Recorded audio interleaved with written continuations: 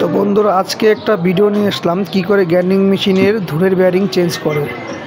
তো প্রথমে হেডটাকে ভালো করে খুলে নিতে হবে। তো বেশি লং হয়ে গেছিলো এর জন্য আমি শর্ট করে দিয়েছি। তো খোলার পরে আর কি এরকম আসবে প্রিমিয়াম। তো এরকম একটা আর কি ঢাইসের মধ্যে নিয়ে এরকম করে মারতে হবে হাতুড়ি দিয়ে।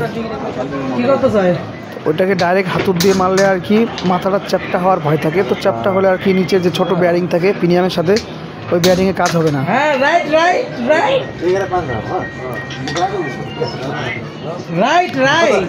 তো দেখা যাচ্ছে কাকা কতক্ষণ খুলছে।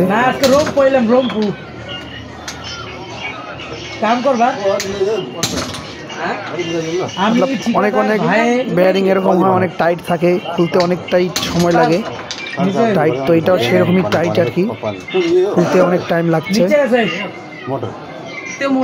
একটা ছোট মারতুল একটা বড় মারতুল নিতে হবে। ছোট মারতুল দেখে বড় মারতুল দিয়ে এরকম মারতে হবে।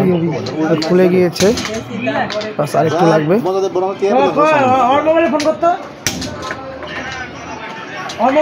আমি ভিডিও দেখতেছি একটা, বুঝছ না? আরে ওর মোবাইলে ফোন কর, আমি ভিডিও দেখতেছি পাগলা। বেয়ারিং অনেক টাইট, বাস হয়ে গেছে। এরকম করে মারার পরে আর কি এরকম প্রিমিয়ামের প্রথমে যে হেড লম্বাটা থাকে যেটার মধ্যে বেয়ারিং আমাদের প্লেট সেট হয় এটা খুলে যাবে। হালকা একটু গ্রিসগুলো একটু মুছে নেব। তো এইখানে একটা লক থাকে, এই লকটা হচ্ছে একটা পিন লক বলে, নোজ প্লাস দিয়ে এটাকে খুলতে হয়। তো এটা তোমার হচ্ছে নোজ প্লাস লাগবে একটা। গিয়ার তো খুলে গেল শেষ একটা। 2 নম্বর কাজ হচ্ছে এখানে একটা নোজ প্লাস দিয়ে একটা লক খুলতে হবে। এই নোজ প্লাস এরকম করে লাগিয়ে এটা খুলতে হবে।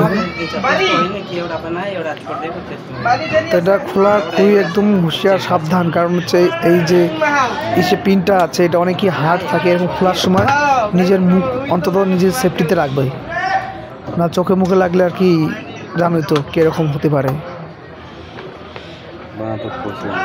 তো কাকা একদম হুঁশিয়ার ভাবে খুলতেছে।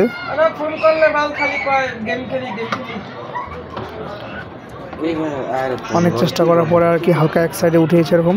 এখন স্ক্রু ড্রাইভার দিয়ে এরকম করে আস্তে আস্তে করে বের করে নিতে হবে।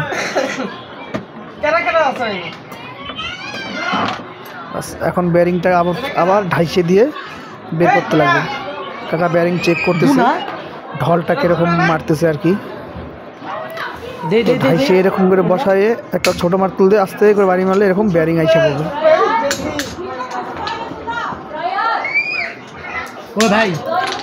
দেখলে বন্ধু বেয়ারিং চলে আসলো।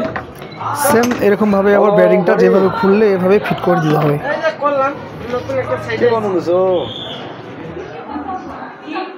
হ্যালো হ্যালো হ্যালো, घर जाने? हाँ हेलो, के भन्नु आएको तपाईले?